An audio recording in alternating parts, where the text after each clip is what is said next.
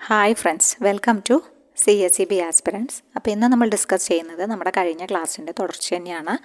PYQ series ആയിരുന്നു നമ്മൾ ചെയ്തുകൊണ്ടിരുന്നത് കേട്ടോ. ഓക്കെ, അപ്പോൾ നമ്മുടെ ചാനൽ ആദ്യമായിട്ട് കാണുന്ന കൂട്ടുകാർ ആരെങ്കിലും ഉണ്ടെങ്കിൽ ഒന്ന് സബ്സ്ക്രൈബ് ചെയ്ത് സപ്പോർട്ട് ചെയ്യുക. നിങ്ങളുടെ വിലപ്പെട്ട അഭിപ്രായങ്ങളെല്ലാം കമൻറ്റ് ചെയ്യുക. PYQ സീരീസിൽ റിലേറ്റഡ് ഫാക്ട്സ് കൂടുതലായിട്ട് ഉൾപ്പെടുത്തണതോ അതോ ക്വസ്റ്റ്യൻസ് മാത്രമാണോ നിങ്ങൾക്ക് ഉപകാരപ്പെടുന്നത് നിങ്ങളൊന്ന് കമൻറ്റ് ചെയ്യണം കേട്ടോ. പിന്നെ കൂടാതെ വീഡിയോ ഇഷ്ടപ്പെട്ടാൽ ഒന്ന് ലൈക്ക് ചെയ്യുക, ഫ്രണ്ട്സിനൊക്കെ ഒന്ന് ഷെയർ ചെയ്യുക. അപ്പോൾ ഇത്രയും കൂടി ഉഷാറായിട്ട് പഠിക്കാൻ നമ്മുടെ എക്സാം ഡേറ്റ് വന്നിട്ടുണ്ട്. ഫെബ്രുവരി 15 ജൂനിയർ ക്ലർക്കിൻ്റെ. അപ്പോൾ അതുകൊണ്ട് തന്നെ ഇത്രയും കൂടി പഠനം ചിട്ടയായ രീതിയിൽ ഉഷാറായിട്ട് പഠിക്കുക. ഓക്കെ, അപ്പോൾ നമുക്ക് ക്ലാസ്സിലേക്ക് പോകാം. കോപ്പറേഷൻ ക്വസ്റ്റ്യൻസ് ആണ്. ലോ നമ്മൾ ഡിസ്കസ് ചെയ്തിരുന്നു. അപ്പോൾ കോപ്പറേഷൻ ക്വസ്റ്റ്യൻസ് ആണ് ഇതിൽ ഉൾപ്പെടുത്തിയിട്ടുള്ളത് കേട്ടോ. ഫസ്റ്റത്തെ ചോദ്യം, who act as the trustee of debentures floated by KS card bank?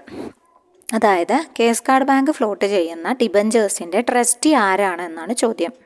Okay, KS card bank float ചെയ്യുന്ന ഇഷ്യൂ ചെയ്യുന്ന ഡിബഞ്ചേഴ്സിൻ്റെ ട്രസ്റ്റി ആരാണ് എന്നാണ് ചോദ്യം. അപ്പോൾ ട്രസ്റ്റി ഗവൺമെൻറ്റാണ് ട്രസ്റ്റീനെ തീരുമാനിക്കുന്നത്. ട്രസ്റ്റി രജിസ്ട്രാർ തന്നെയാണ് കേട്ടോ. രജിസ്ട്രാറെയാണ് ഗവൺമെൻറ് ട്രസ്റ്റി ആയിട്ട് നിയമിക്കുന്നത്.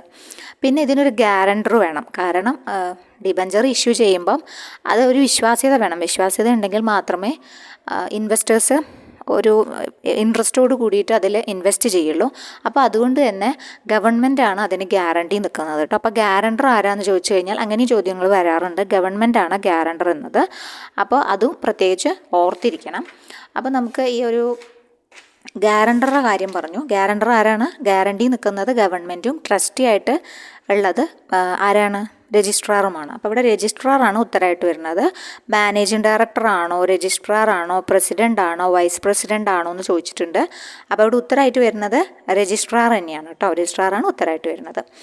അപ്പോൾ നമ്മൾ ഇതുമായി ബന്ധപ്പെട്ട കുറച്ച് കാര്യങ്ങളും കൂടി നമ്മൾ ഡിസ്കസ് ചെയ്തു പോവാം. അതായത് ഏതൊക്കെ തരത്തിലുള്ള ഡിബഞ്ചേഴ്സാണ് നമ്മുടെ കേസ് കാർഡ് ബാങ്ക് ഇഷ്യൂ ചെയ്യുന്നത്. അപ്പോൾ കേസ് കാർഡ് ബാങ്ക് എന്ന് പറഞ്ഞു കഴിഞ്ഞാൽ ലോങ് ടേമിലാണ് വർക്ക് ചെയ്യുന്നത്. ലോങ് ടേം ഫണ്ട് കൊടുക്കാനാണ്. അതിൻ്റെ അപ്പെക്സ് ആണ് എന്ത്? കേസ് കാർഡ് ബാങ്ക് എന്ന് അറിയുന്നത് ആയിട്ടുണ്ടായിരിക്കും. അതിൻ്റെ താഴെ പ്രൈമറിയിലുള്ളതാണ് നമ്മുടെ പി കാർഡ് ബാങ്ക് വരുന്നത്. അപ്പോൾ ഇവർ പലതരത്തിലുള്ള ഡിബഞ്ചേഴ്സ് ഇഷ്യൂ ചെയ്യുന്നുണ്ട് കേട്ടോ.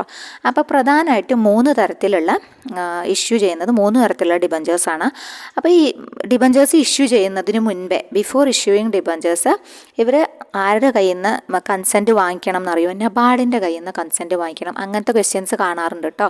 അതായത് ഡിബഞ്ചേഴ്സ് ഇഷ്യൂ ചെയ്യുന്നതിന് മുമ്പ് കേസ് കാർഡ് ബാങ്ക് ആരിൽ നിന്നാണ് ലൈസൻസ് എന്ന് പറയാൻ പറ്റില്ല, കൺസെൻറ്റ് എന്നാണ് പറയുന്നത്. കൺസെൻറ്റ് ആരിൽ നിന്നാണ് ഒബ്റ്റെയിൻ ചെയ്യേണ്ടത് എന്ന് ചോദിച്ചു കഴിഞ്ഞാൽ നബാർഡിൽ നിന്നാണ് ഒബ്റ്റെയിൻ ചെയ്യേണ്ടത്. അപ്പോൾ ആ ഒരു പോയിന്റ് നിങ്ങൾ ഓർത്തിരിക്കണം. Before issuing debentures KS card bank should obtain consent from NABARD. ആ ഒരു പോയിന്റ് പ്രത്യേകം ഓർത്തിരിക്കണം. ട്രസ്റ്റി RCS ആണെന്നും ഗ്യാരണ്ടർ ആരാണ്? ഗവൺമെൻറ് ആണെന്നും ഓർത്തിരിക്കണം. പിന്നെ അടുത്തൊരു നല്ലൊരു ക്വസ്റ്റ്യനാണ്, റേറ്റ് ഓഫ് ഇൻട്രസ്റ്റ് ആരാണ് ഫിക്സ് ചെയ്യുന്നത്? അതായത് ഈ ഒരു ഡിബഞ്ചറിന് റേറ്റ് ഓഫ് ഇൻട്രസ്റ്റ് ആരാണ് ഫിക്സ് ചെയ്യുന്നത്? RBI ആണ് കേട്ടോ. അപ്പോൾ ആ പോയിന്റ് നിങ്ങൾ ഓർത്തിരിക്കണം. Rate of interest fixed by RBI എന്ന് പറയുന്നുണ്ട്.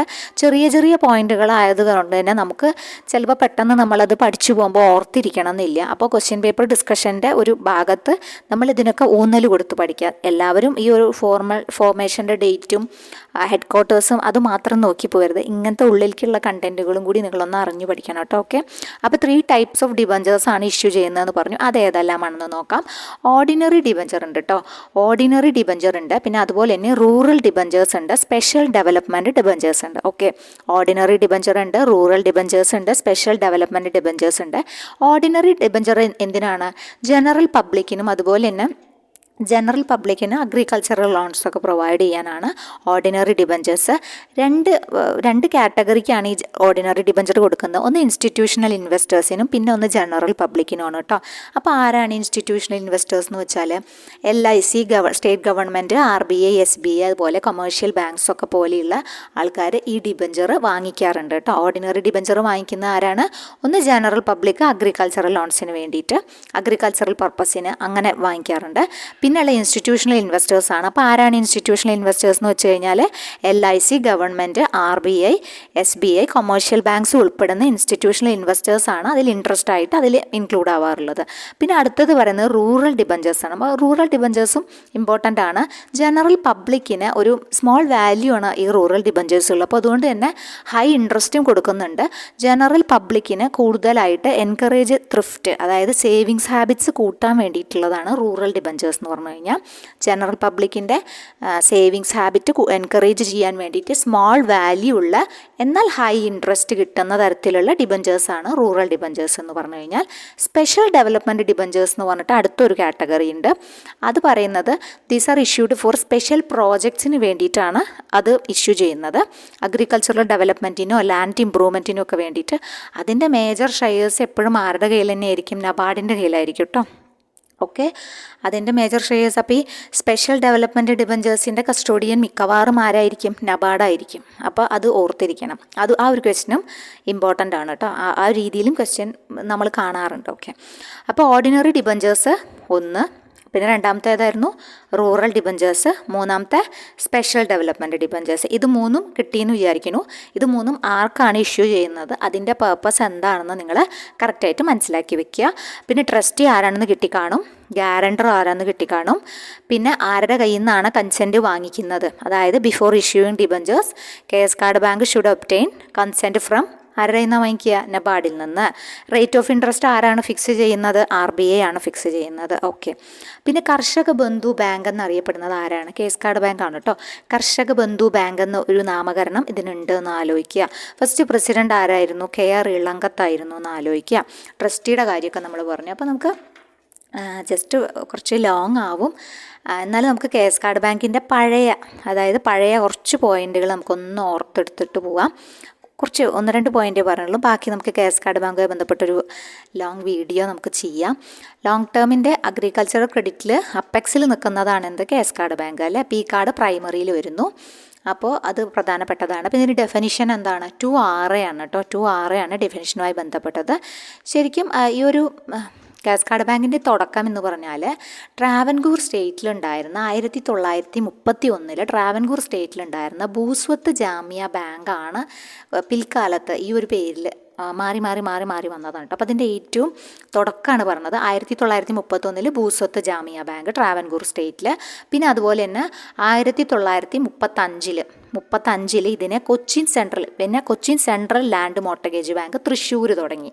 ഓക്കെ, ഈ 1931 ഭൂസ്വത്ത് ജാമിയ ബാങ്കും പിന്നെ Cochin central land mortgage bank എവിടെയാണ്? തൃശ്ശൂർ ആസ്ഥാനമാക്കിയിട്ട് 35 തുടങ്ങി.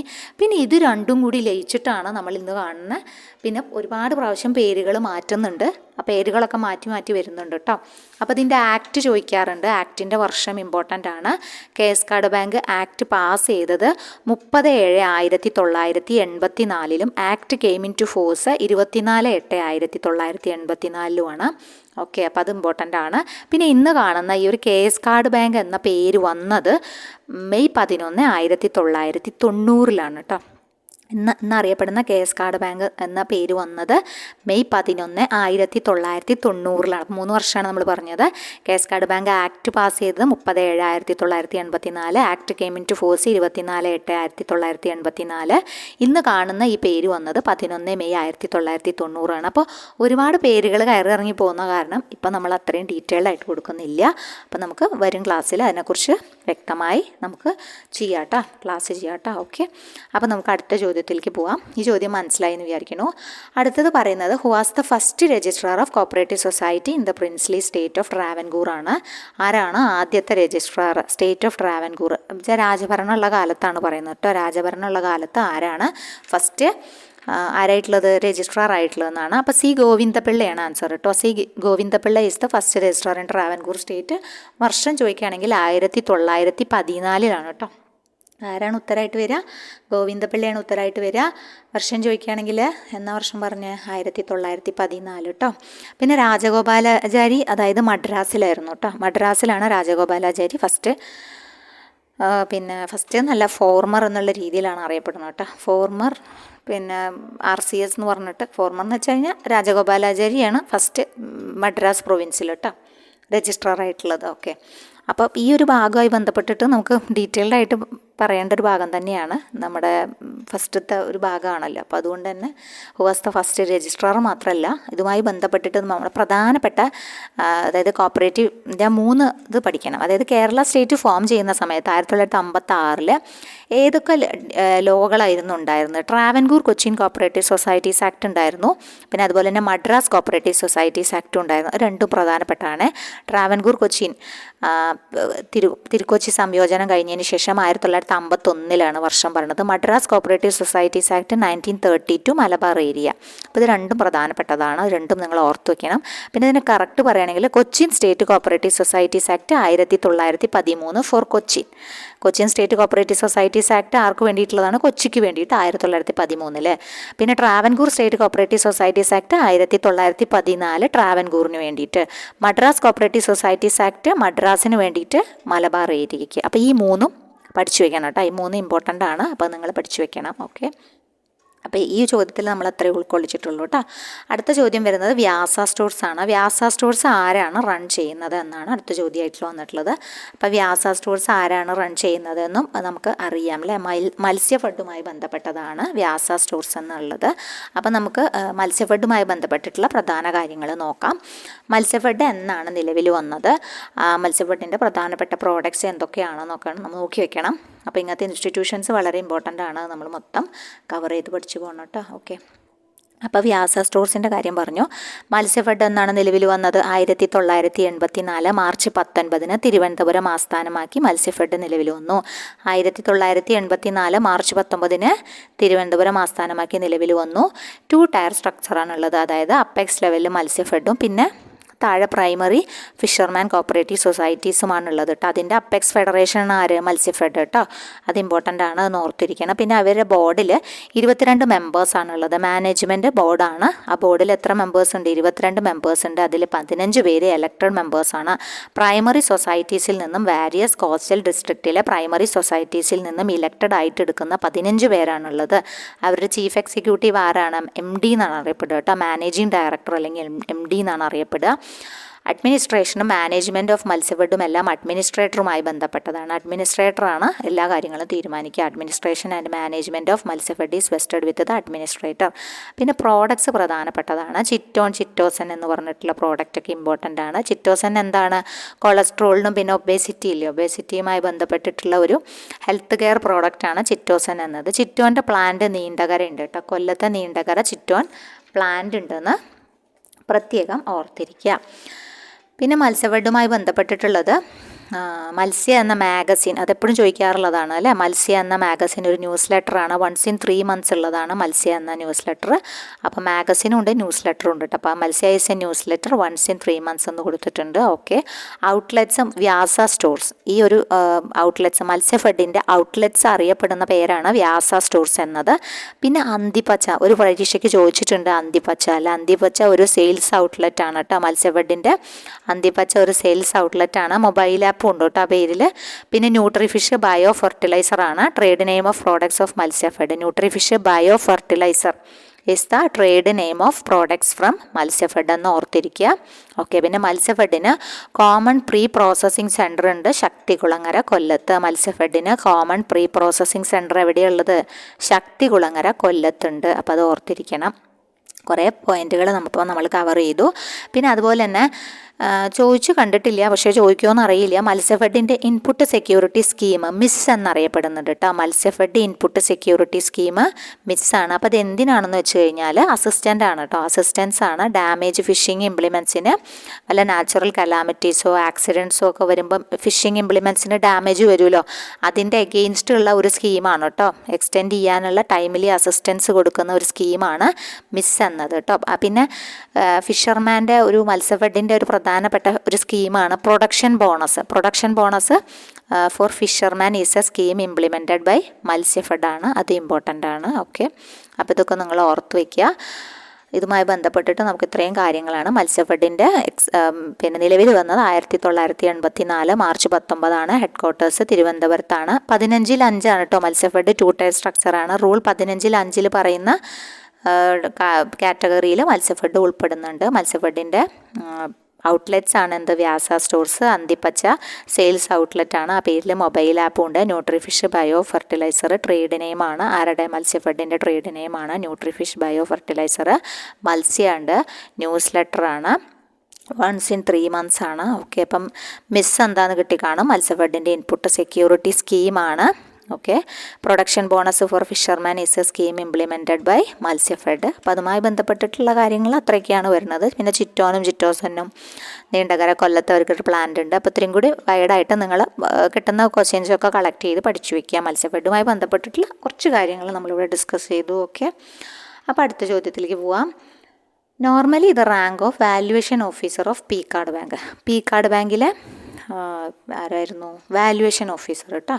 വാല്യുവേഷൻ ഓഫീസറുടെ റാങ്ക് എന്താണെന്നാണ് ചോദിച്ചിട്ടുള്ളത്. പീക്കാർഡ് ബാങ്കിലെ വാല്യുവേഷൻ ഓഫീസറുടെ റാങ്ക് എന്താണെന്നാണ് ചോദിച്ചിട്ടുള്ളത് കേട്ടോ. അപ്പോൾ അത് നമുക്ക് പിന്നെ പീക്കാർഡ് ബാങ്കിലെ വാല്യുവേഷൻ ഓഫീസറുടെ റാങ്കുമായി ബന്ധപ്പെട്ടിട്ടുള്ള കാര്യങ്ങൾ നമുക്കൊന്ന് ഡിസ്കസ് ചെയ്യാം. ഓക്കെ, അപ്പോൾ പീക്കാർഡ് നമ്മളിപ്പോൾ നേരത്തെ കേസ് കാർഡ് ബാങ്ക് പറഞ്ഞു അല്ലേ, കേസ് കാർഡ് ബാങ്ക് പറഞ്ഞു. അപ്പോൾ അതുപോലെ തന്നെ നമ്മൾ പീക്കാർഡ് ബാങ്കിൻ്റെ പ്രധാനപ്പെട്ട കാര്യങ്ങളൊന്ന് നോക്കിയിട്ട് പോവാം കേട്ടോ. അപ്പോൾ ഈ ഒരു പിന്നെ വാല്യുവേഷനുമായി ബന്ധപ്പെട്ടിട്ടുള്ള കാര്യങ്ങൾ പറയുകയാണെങ്കിൽ, അതായത് 4 ലക്ഷം വരെ അപ് ടു 4 lakh എന്നാണ് പറഞ്ഞത് കേട്ടോ. അപ് ടു 4 lakh കൊടുക്കുമ്പോൾ സൂപ്പർവൈസറെയാണ് വാല്യുവേഷൻ ഓഫീസറായിട്ട് അപ്പോയിൻ്റ് ചെയ്യുക. ആരെയാണ്? 4 ലക്ഷം വരെയുള്ള ലോണുകൾക്ക് സൂപ്പർവൈസറായാണ് അപ്പോയിൻ്റ് ചെയ്യുക കേട്ടോ. 4 ലക്ഷം പറഞ്ഞയക്കും അവർ. അതായത് ഇവർ കറക്റ്റിനാണോ യൂസ് ചെയ്യുന്നതെന്ന് അറിയണ്ടേ. അപ്പോൾ അതിന് വേണ്ടിയിട്ട് അവർ കറക്റ്റായിട്ട് അസസ് ചെയ്യാൻ വേണ്ടിയിട്ട് പറഞ്ഞയക്കുന്നത് സൂപ്പർവൈസറെയാണ്. എന്നാൽ 4 ലക്ഷം തൊട്ട് 8 ലക്ഷം വരെ ആണെങ്കിൽ അഗ്രികൾച്ചറൽ ഓഫീസറിനെയാണ് പറഞ്ഞയക്കുക കേട്ടോ. 4 ലക്ഷം തൊട്ട് 8 ലക്ഷം വരെ ആരെയാണ് പറഞ്ഞയക്കുക? അഗ്രികൾച്ചറൽ ഓഫീസറിനെയാണ് പറഞ്ഞയക്കുക. എന്നാൽ 8 ലക്ഷത്തിൽ കൂടുതലാണെങ്കിൽ പറഞ്ഞയക്കുന്ന ആളാണ് വാല്യുവേഷൻ ഓഫീസർ. ആരാണ്? 8 ലക്ഷത്തിൽ കൂടുതലാണെങ്കിൽ ആരെ പറഞ്ഞയക്കും? വാല്യുവേഷൻ ഓഫീസറെ പറഞ്ഞയക്കും. വാല്യുവേഷൻ ഓഫീസർ ഒരു അസിസ്റ്റൻറ്റ് രജിസ്ട്രാർ ആയിരിക്കും എന്നാണ് പറയുന്നത് കേട്ടോ. വാല്യുവേഷൻ ഓഫീസർ ആരാണ്? അസിസ്റ്റൻറ്റ് രജിസ്ട്രാർ ആണ്. അപ്പോൾ ഇവിടെ അഡീഷണൽ രജിസ്ട്രാർ ആണോ, അസിസ്റ്റൻറ്റ് രജിസ്ട്രാർ ആണോ, ജോയിൻറ്റ് രജിസ്ട്രാർ ആണോ ചോദിച്ചിട്ടുണ്ട്. ആരാണ് വാല്യുവേഷൻ പിന്നെ ഓഫീസറായിട്ട് വരിക? അസിസ്റ്റൻറ്റ് രജിസ്ട്രാർ ആണെന്ന് പറയുന്നുണ്ട് കേട്ടോ. പിന്നെ final utilization of loan and verified and certified by agricultural officer. ഫൈനലായിട്ട് യൂട്ടിലൈസേഷൻ, ഈ ലോണ് യൂട്ടിലൈസ് ചെയ്തിട്ടുണ്ടോ എന്ന് പറഞ്ഞിട്ടുള്ള യൂട്ടിലൈസേഷൻ സർട്ടിഫിക്കറ്റ് വെരിഫൈ ചെയ്യുന്നതും സർട്ടിഫൈഡ് ചെയ്യുന്നതും ആര് തന്നെയാണ്? ഈ അഗ്രികൾച്ചറൽ ഓഫീസർ തന്നെയാണ് കേട്ടോ. അപ്പോൾ അത് പ്രധാനപ്പെട്ടതാണ്. പിന്നെ ഈ ടെക്നിക്കൽ എൻക്വയറി റിപ്പോർട്ട് പ്രിപ്പയർ ചെയ്യുന്നത് സൂപ്പർവൈസർ അല്ലെങ്കിൽ അഗ്രികൾച്ചറൽ ഓഫീസറാണ് കേട്ടോ. അതായത് ലോൺ അപ് ടു 4 lakh ആണെങ്കിൽ സൂപ്പർവൈസറാണ് പോവുക. മറ്റെല്ലാ കേസസിലും അഗ്രികൾച്ചറൽ ഓഫീസറാണ് ടെക്നിക്കൽ എൻക്വയറി റിപ്പോർട്ടുമായി ബന്ധപ്പെട്ടിട്ട് പിന്നെ പോകുന്നത് കേട്ടോ. മറ്റ് അപ് ടു 4 lakh സൂപ്പർവൈസർ, 4 ലക്ഷം തൊട്ടിട്ട് 8 ലക്ഷം വരെ അഗ്രികൾച്ചറൽ ഓഫീസർ, എബവ് 8 lakh ആണെങ്കിൽ valuation officer. Technical enquiry report prepare ചെയ്യുമ്പോൾ 4 ലക്ഷം വരെയുള്ളതാണെങ്കിൽ സൂപ്പർവൈസർ പ്രിപ്പയർ ചെയ്യും. ഓക്കെ, പ്രിപ്പയർഡ് ബൈ സൂപ്പർവൈസർ അല്ലെങ്കിൽ അഗ്രികൾച്ചറൽ ഓഫീസർ. അതായത് ടെക്നിക്കൽ എൻക്വയറി റിപ്പോർട്ട് പിന്നെ 4 ലക്ഷം വരെയുള്ളത് സൂപ്പർവൈസറാണ്. ബാക്കിയെല്ലാം പ്രിപ്പയർ ചെയ്യുന്നത് അഗ്രികൾച്ചറൽ ഓഫീസറാണ്. അപ്പോൾ കൂടുതലായിട്ടും ടെക്നിക്കൽ എൻക്വയറി റിപ്പോർട്ട് വരുന്നത് ഉത്തരമായിട്ട് വരുന്നത് അഗ്രികൾച്ചറൽ ഓഫീസർ തന്നെയാണ് കേട്ടോ കാണാറ്. ഓക്കെ, അതായത് കസ്റ്റോഡിയൻ ഓഫ് DV ഫയൽ ആരാണെന്ന് ചോദിച്ചു കഴിഞ്ഞാൽ വാല്യുവേഷൻ ഓഫീസറാണ് കേട്ടോ. കസ്റ്റോഡിയൻ ഓഫ് DV ഫയൽ എന്ന് പറഞ്ഞിട്ട് പറയട്ടെ. എന്താ DV ഫയൽ? ഡിസ്ചാർജ്ഡ് വൗച്ചർ ഫയലാണ് കേട്ടോ. ഡിസ്ചാർജ്ഡ് വൗച്ചർ ഫയലാണ്. അതൊരു ഇമ്പോർട്ടൻ്റ് ഡോക്യുമെൻ്റാണ് പീക്കാർഡിൽ. അതായത് അപ്ലിക്കേഷൻസൊക്കെ ഉണ്ടാവും മെമ്പർ അവയിൽ ചെയ്ത ലോണിൻ്റെയും അതുപോലെ തന്നെ വൗച്ചറും അതിൻ്റെ ഡിസ്പേഴ്സ്മെൻറ്റും ലോൺ എമൗണ്ടും ഒക്കെ ഈ ഒരു എന്താണ് സെക്യൂരിറ്റി തന്നത് എന്നൊക്കെ അതിൽ കുറിച്ച് വെച്ചിട്ടുണ്ടാവും. അപ്പോൾ ആ ഒരു ഫയലാണ് എന്ത്? DV ഫയൽ എന്ന് പറഞ്ഞു കഴിഞ്ഞാൽ അത് കെപ്റ്റ് ചെയ്യുന്നത് വാല്യുവേഷൻ ഓഫീസറാണ് പീക്കാർഡ് ബാങ്കിൽ കേട്ടോ. ഓക്കെ, അപ്പോൾ അത് പ്രധാനപ്പെട്ടതാണ്. On behalf of the registrar തന്നെയാണ് ആക്ട് ചെയ്യുന്നത്. കോട്രസ്റ്റി ആയിട്ടാണ് പീക്കാർഡ് ബാങ്കിൽ ഇദ്ദേഹം വർക്ക് ചെയ്യുന്നത്, വാല്യുവേഷൻ ഓഫീസർ.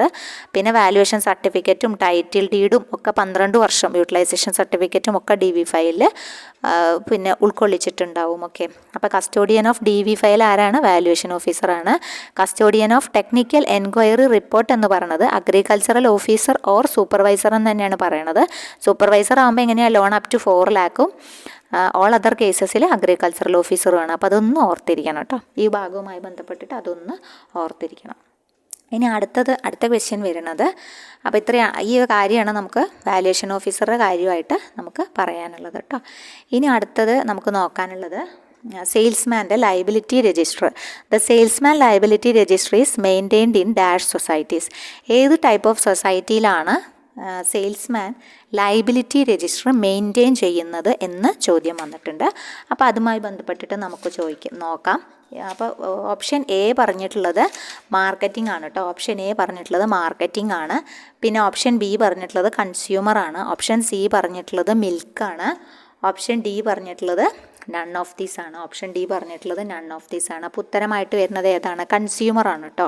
കൺസ്യൂമർ ആണ്. അതായത് DWCS, അതായത് ഡിസ്ട്രിക്റ്റ് ഹോൾസെയിൽ കോപ്പറേറ്റീവ് സ്റ്റോഴ്സ് ഇല്ലേ, അതുമായി ബന്ധപ്പെട്ടിട്ടാണ് ഈ ഒരു സെയിൽസ്മാൻ്റെ ലയബിലിറ്റി രജിസ്റ്ററൊക്കെ വരുന്നത്. DWCS എന്തിൻ്റെ കൺസ്യൂമറിൽ വരുന്നതാണല്ലോ DWCS. ഓക്കെ, അപ്പോൾ നമുക്കതൊന്ന് നോക്കാം കേട്ടോ. DWCS ൻ്റെ ഏരിയ ഓഫ് ഓപ്പറേഷൻ എന്താണ്? റവന്യൂ ഡിസ്ട്രിക്റ്റ് ആണ് കേട്ടോ. 1 റവന്യൂ ഡിസ്ട്രിക്റ്റ് ആണ് DWCSൻ്റെ ഏരിയ ഓഫ് ഓപ്പറേഷൻ പറയാറുള്ളത്. ഓക്കെ, അപ്പോൾ ഡബിൾ കമ്പാർട്ട്മെൻറ്റൽ സിസ്റ്റം അതിൻ്റെ ഭാഗമായിട്ടാണ്. ഡബിൾ കമ്പാർട്ട്മെൻറ്റ് സിസ്റ്റം അറിയപ്പെടുന്നത് വാല്യൂ കൺട്രോൾ സിസ്റ്റം എന്നും അറിയപ്പെടുന്നുണ്ട് കേട്ടോ. ഡബിൾ കമ്പാർട്ട്മെൻറ്റ് സിസ്റ്റം അറിയപ്പെടുന്ന മറ്റൊരു പേരാണ് വാല്യൂ കൺട്രോൾ സിസ്റ്റം എന്നാണ് അറിയപ്പെടുന്നത്. ഇതൊരു സ്പെഷ്യൽ സിസ്റ്റമാണ്, അക്കൗണ്ടിംഗ് ആണ്, ഫോളോവ്ഡ് ബൈ DWCS ആണ്. അതായത് പ്രൈമറി കൺസ്യൂമർ സൊസൈറ്റീസും DWCSും അതുപോലെ തന്നെ കുറച്ച് വലിയ പ്രൈമറി കൺസ്യൂമർ സൊസൈറ്റീസുമാണ് ഈ ഡബിൾ കമ്പാർട്ട്മെൻറ്റ് സിസ്റ്റം ഫോളോ ചെയ്യുന്നത്. ഈ സിസ്റ്റത്തിന് പറയുന്ന മറ്റൊരു പേരാണ് എന്ത്? വാല്യൂ കൺട്രോൾ സിസ്റ്റം എന്ന് നമ്മൾ പറഞ്ഞു. ഇവരെന്താ ചെയ്യണത്? ഇത് ശരിക്കും സ്യൂട്ടബിൾ ആവുന്നതും എന്താ number of items of goods are വളരെ അൺലിമിറ്റഡ് ആണെങ്കിൽ മാത്രമേ. അൺലിമിറ്റഡ് ആണ് കേട്ടോ. When number of items of goods are unlimited ആണെങ്കിലാണ് ഈ ഒരു system value control system is suitable when the number of items of goods are unlimited. Okay, ഈ ഒരു സിസ്റ്റത്തിൽ എന്താ ചെയ്യണമെന്ന് വെച്ചാൽ ഇറ്റ് ഈസ് മെയിൻറ്റെയിൻഡ് ഇൻ ഒരു യൂണിറ്ററി ഡിസ്ട്രിക്റ്റ് ഹോൾസെയിൽ സ്റ്റോറും പിന്നെ അതുപോലെ തന്നെ സ്റ്റോക്ക് ഇൻ ട്രേഡും ഉണ്ടായിരിക്കും. അതിന് 2 ഭാഗങ്ങളായി തരംതിരിക്കും. മെയിൻ സ്റ്റോക്ക് എന്നും റീറ്റെയിൽ സ്റ്റോക്ക് എന്നും 2ആയി തരംതിരിക്കുകയാണ് കേട്ടോ. മെയിൻ സ്റ്റോക്ക് എന്നും റീറ്റെയിൽ സ്റ്റോക്ക് എന്നും ഇതിനെ തരംതിരിക്കുന്നു. ഈ മെയിൻ സ്റ്റോക്ക് ആരുടെ കസ്റ്റഡിയിലായിരിക്കും? സെക്രട്ടറിയുടെ കസ്റ്റഡിയിലായിരിക്കും കേട്ടോ. മെയിൻ സ്റ്റോക്ക് ആരുടെ കസ്റ്റഡിയിലായിരിക്കും? സെക്രട്ടറിയുടെ, അല്ലെങ്കിൽ any officer appointed for that purpose. ചിലപ്പോൾ സെക്രട്ടറിക്ക് ഒഴിവില്ലെങ്കിൽ അതിന് വേണ്ടിയിട്ടൊരു ഓഫീസറെ അപ്പോയിൻറ്റ് ചെയ്തിട്ടുണ്ടാവും, അദ്ദേഹത്തിൻ്റെ കസ്റ്റഡിയിലായിരിക്കും. റീറ്റെയിൽ സ്റ്റോക്ക് ആരുടെ കയ്യിലാണ്? ബ്രാഞ്ച് മാനേജർ അല്ലെങ്കിൽ സെയിൽസ്മാൻ. ആ സെയിൽസ്മാനാണ് ഇവിടെ പറയുന്നത് കേട്ടോ. റീറ്റെയിൽ സ്റ്റോക്ക് ആരുടെ കയ്യിലാണ്? ബ്രാഞ്ച് മാനേജർ അല്ലെങ്കിൽ സെയിൽസ്മാൻ, അദ്ദേഹത്തിനാണ് അതിൻ്റെ ഉത്തരവാദിത്തം. അപ്പോൾ അതിന് വേണ്ടിയിട്ട് ഈ total cost of article debit ചെയ്യുന്ന ഒരു രജിസ്റ്റർ ഉണ്ട്, അതാണ് ലയബിലിറ്റി രജിസ്റ്റർ. ഓക്കെ, അതിൽ അവർ കറക്റ്റായിട്ട് ബ്രാഞ്ച് മാനേജറോ സെയിൽസ് മാനേജറോ സിഗ്നേച്ചർ വ്യക്തമായിട്ട് ഒബ്റ്റെയിൻ ചെയ്തിരിക്കണം കേട്ടോ. ഈ ഡബിൾ കമ്പാർട്ട്മെൻറ്റ് സിസ്റ്റം അൺനെസസറി ആയ ക്ലറിക്കൽ വർക്കൊക്കെ ഒഴിവാക്കി ഫ്രോഡ് തടയാനാണ് കൊണ്ടുവന്നത് DWCSൽ. അപ്പോൾ അത് മനസ്സിലായിട്ടുണ്ടാവുമെന്ന് വിചാരിക്കുന്നു. DWCSമായി ബന്ധപ്പെട്ടിട്ട് ഡബിൾ കമ്പാർട്ട്മെൻറ്റ് സിസ്റ്റം അല്ലെങ്കിൽ വാല്യൂ കൺട്രോൾ സിസ്റ്റം എന്നറിയപ്പെടുന്നു. ഈ സ്റ്റോക്കിന് അൺലിമിറ്റഡ് ഐറ്റംസ് ഓഫ് ഗുഡ്സ് ഉള്ളിടത്താണ് ഇത് ആപ്ലിക്കബിൾ ആയിട്ടുള്ളത്. മെയിൻ സ്റ്റോക്കും റീറ്റെയിൽ സ്റ്റോക്കും ആക്കുന്നു. അപ്പോൾ മെയിൻ സ്റ്റോക്കിൻ്റെ കസ്റ്റഡി ആരുടെയാണെന്ന് വെച്ച് കഴിഞ്ഞാൽ സെക്രട്ടറി അല്ലെങ്കിൽ officer appointed for that purpose എന്ന് പറയാം. റീറ്റെയിൽ സ്റ്റോക്കാണ് ആര്? ബ്രാഞ്ച് മാനേജർ അല്ലെങ്കിൽ സെയിൽസ്മാൻ. ആ സെയിൽസ് ലയബിലിറ്റി രജിസ്റ്ററിലാണ് അദ്ദേഹം അതിൻ്റെ ഒരു കോസ്റ്റ് ഓഫ് ആർട്ടിക്കിൾസ് ഡെബിറ്റ് ചെയ്യുന്നത്. Total cost of articles only is debited in the liability register. അതിൽ അദ്ദേഹം ഒപ്പുവയ്ക്കുകയും ചെയ്യണം കേട്ടോ. ഓക്കെ, അപ്പോൾ അതാണ് ഈ ഒരു ഭാഗവുമായി ബന്ധപ്പെട്ടിട്ട് നമുക്ക് പറയാനുള്ളത്. കൺസ്യൂമർ നമുക്ക് വഴിയെ പറയാം കേട്ടോ. കൺസ്യൂമറെ ബന്ധപ്പെട്ട കാര്യങ്ങൾ നമുക്ക് വഴിയെ പറയാം. അടുത്ത ക്വസ്റ്റ്യൻ വരുന്നത് dash is the founder of Indian coffee board workers cooperative society. അപ്പോൾ അത് നിങ്ങൾക്ക് പെട്ടെന്ന് കിട്ടുന്നത് തന്നെയാണ് അല്ലേ. AKG ആണ്, AK ഗോപാലനാണ് എന്തുമായി ബന്ധപ്പെട്ടുള്ളത്? ഇന്ത്യൻ കോഫി ഹൗസുമായി ബന്ധപ്പെട്ടിട്ടുള്ളത്. അത് നിങ്ങൾക്ക് വളരെ അറിയാവുന്ന ഫാക്റ്റ് ആയിരിക്കും. അപ്പോൾ നമുക്ക് ഈ ഒരു എന്താ പറയുക, ഈ ഒരു പിന്നെ ആ ഒരു ഭാഗമായിട്ടുള്ള കുറച്ച് പോയിൻറ്റ്സ് നമുക്ക് ജസ്റ്റ് ഒന്ന് പറഞ്ഞിട്ട് പോകാം കേട്ടോ. എന്ത്? ഇന്ത്യൻ കോഫി ഹൗസുമായി ബന്ധപ്പെട്ടിട്ടുള്ളത് കേട്ടോ. ഇന്ത്യൻ കോഫി ഹൗസ് ബ്രിട്ടീഷുകാരുടെ കാലത്ത് തുടങ്ങുമ്പോൾ ഒരു കോഫീസേഴ്സ് കമ്മിറ്റി ഉണ്ടായിരുന്നു കേട്ടോ. ബ്രിട്ടീഷ് ഗവൺമെൻറ് 1936 അപ്പോയിൻ്റ് ചെയ്തൊരു കമ്മിറ്റിയാണ് കോഫീസേഴ്സ് കമ്മിറ്റി. കോഫീസേഴ്സ് കമ്മിറ്റി ഏതുമായി ബന്ധപ്പെട്ടിരിക്കുന്നു പറഞ്ഞാൽ ഇന്ത്യൻ കോഫി ഹൗസിൻ്റെ ചരിത്രം തന്നെയാണ് 1936 കേട്ടോ. അത് കഴിഞ്ഞ് AKG 1957 ശരിക്കും ഇന്ത്യൻ കോഫി ഹൗസ്. അന്ന് തന്നെ 1936 തന്നെ ഫസ്റ്റ് ഔട്ട്ലെറ്റ് ഇന്ത്യൻ കോഫി ഹൗസിൻ്റെ ചർച്ച് ഗേറ്റ് ബോംബെയിൽ തുടങ്ങുകയുണ്ടായി. പിന്നെ അത് കഴിഞ്ഞിട്ട് അതിന് ഗവൺമെൻറ് പോളിസിയിലുള്ള പ്രഷേഴ്സും ചേഞ്ചസും കാരണം അത് നശിക്കുകയാണ്. അതിനെ റീഹാബിലിറ്റേറ്റ് ചെയ്തിട്ടാണ് സത്യം പറഞ്ഞാൽ ഇന്ത്യൻ കോഫി ഹൗസ് ഈ ഒരു AKGയുടെ നേതൃത്വത്തിൽ ആരംഭിക്കുന്നത്. അത് 1957 കേട്ടോ. ഓക്കെ, അപ്പോൾ അത് ഇമ്പോർട്ടൻ്റ് ആണ്. പിന്നെ അത് തുടങ്ങുന്നത് എവിടെയാണ്? ഫസ്റ്റ് ഔട്ട്ലെറ്റ് എവിടെയാണ് തുടങ്ങുന്നത്? ഫസ്റ്റ് ഔട്ട്ലെറ്റ് തുടങ്ങുന്നത് ബാംഗ്ലൂരാണ് കേട്ടോ. 19 ഓഗസ്റ്റ് 1957 ബാംഗ്ലൂരാണ് ഫസ്റ്റ് ഔട്ട്ലെറ്റ് തുടങ്ങുന്നത്. പിന്നെ സെക്കൻഡ് കോഫി ഹൗസ് ശരിക്കും ഡൽഹിയിലാണ് തുടങ്ങുന്നത്, 1957 തന്നെയാണ്. മറ്റേത് ആഗസ്റ്റിലും, ഫസ്റ്റ് മൈസൂർ തുടങ്ങുന്നത് ബാംഗ്ലൂർ തുടങ്ങുന്നത് 1957, മറ്റത് ഡിസംബർ 1957 വ്യത്യാസമുള്ളൂ. അപ്പോൾ അതൊന്ന് ഓർത്തിരിക്കുക. പിന്നെ AKG ഡേ എന്ന് പറയുന്നത് മാർച്ച് 22 നമുക്ക് ഫാദർ ഓഫ് കോപ്പറേറ്റീവ് മൂവ്മെൻ്റ് എന്ന് പറഞ്ഞിട്ടുള്ള PSCയുടെ ആൻസർ അംഗീകരിച്ചത് AKG ആണ് കേട്ടോ. ഫാദർ ഓഫ് കോപ്പറേറ്റീവ് മൂവ്മെൻ്റ് എന്ന് പറഞ്ഞിട്ടുള്ള ഒരു ആൻസറായിട്ട് AKG ആണ് സാധാരണ കാണാറുള്ളത്. പക്ഷെ വേറെയും ആൻസേഴ്സ് വേറൊരു ആൻസർ ഉണ്ട് തോന്നുന്നു കേട്ടോ.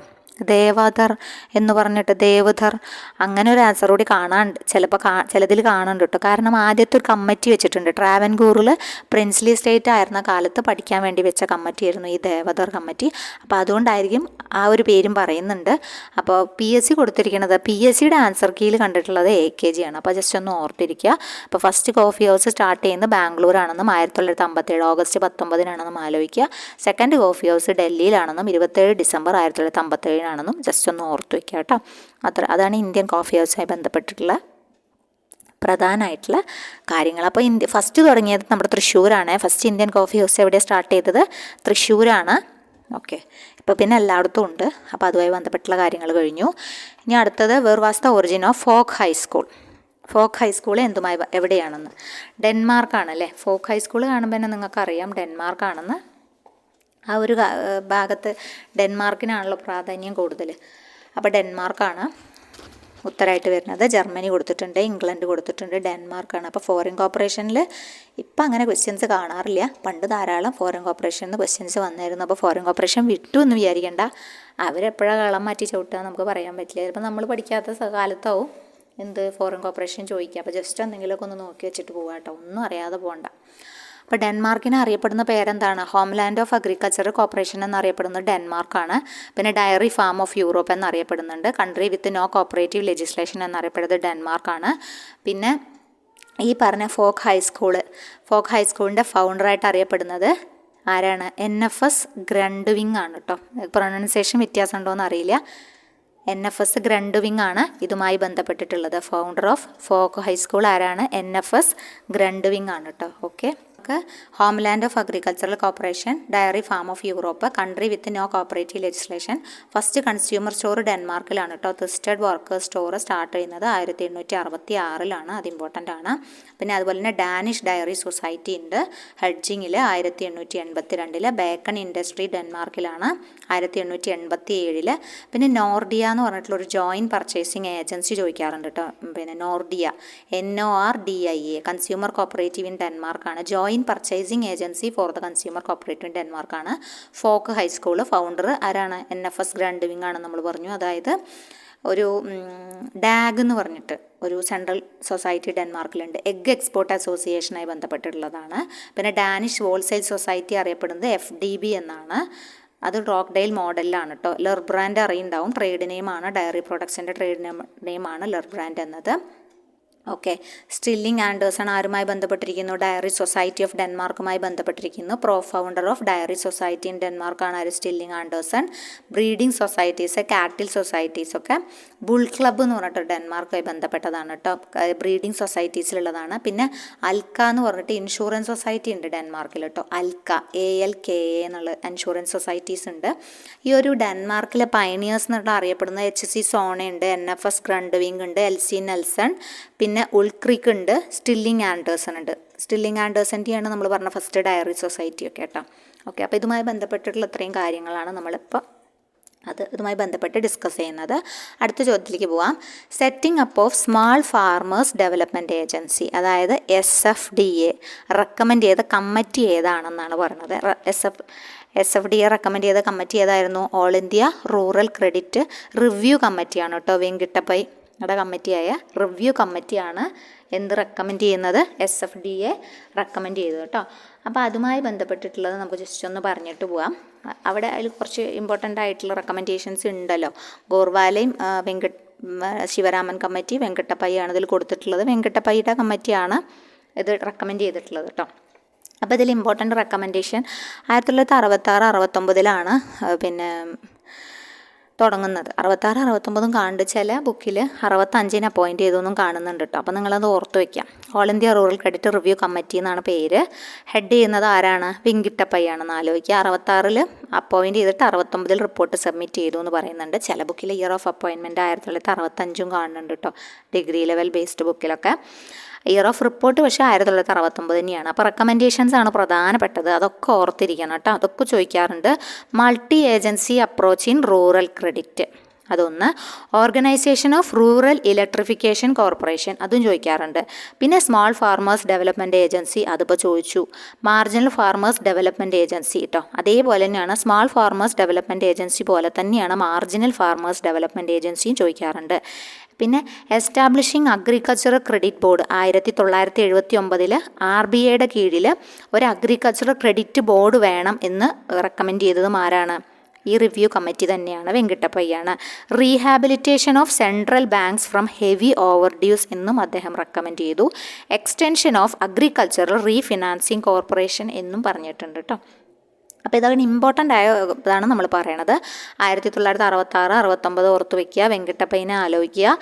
RBI ആണ് അപ്പോയിൻറ്റ് ചെയ്യുന്നതെന്ന് പ്രത്യേകം ആലോചിച്ചിരിക്കണം. Multi agency approach in rural credit, organisation of rural electrification corporation പ്രധാനപ്പെട്ട റെക്കമെൻഡേഷനാണ്. Small farmers development agency SFDA, marginal farmers development agency, establishing an agricultural credit board under RBI 1979 അത് നിലവിൽ വരുന്നത്.